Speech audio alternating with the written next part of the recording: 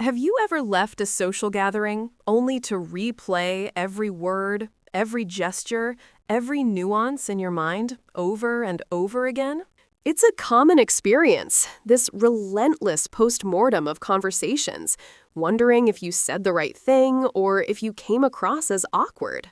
This cycle of overthinking can steal our peace, making us dread future interactions rather than look forward to genuine connection.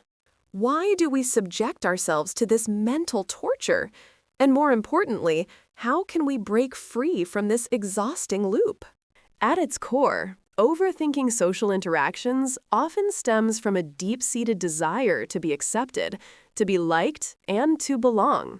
We often fall prey to the spotlight effect, believing that others are paying far more attention to our flaws than they actually are. The truth is, most people are preoccupied with their own internal worlds, their own anxieties, and their own desire to be perceived well. Our minds create elaborate scenarios, replaying conversations as if we're dissecting a complex scientific experiment.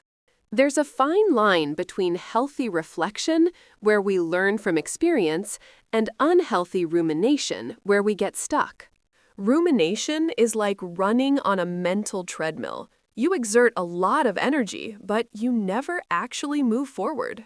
This fear of judgment often paralyzes us, preventing us from being authentic or even from initiating interactions at all.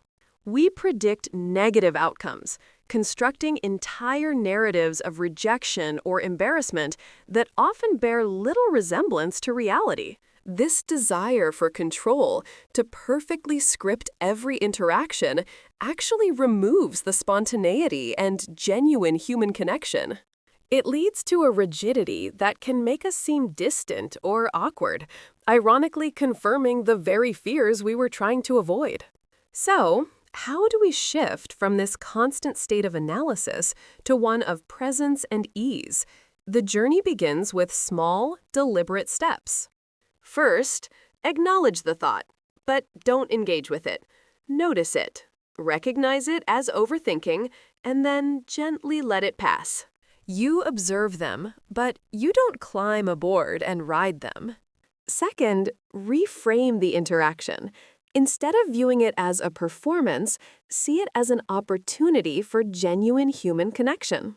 Focus on listening intently, asking open-ended questions, and truly hearing what the other person has to say.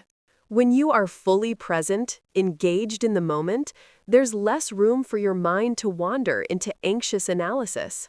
Third, embrace the concept of good enough. Not every interaction needs to be perfect, profound, or memorable. Sometimes, a simple, pleasant exchange is exactly what's needed.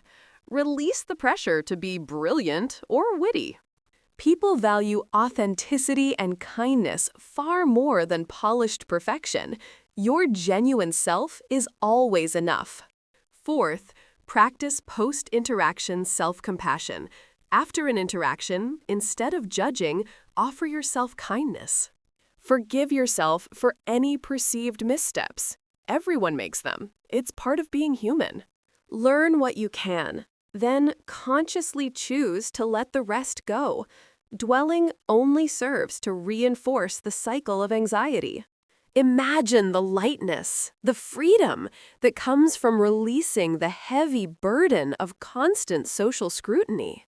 It's about shifting from performing for others to genuinely connecting with them and, most importantly, with yourself.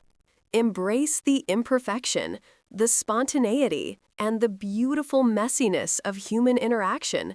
That's where true connection lies. Be patient with yourself. This is a practice, a journey towards a more present, less anxious you, and it is a journey worth taking.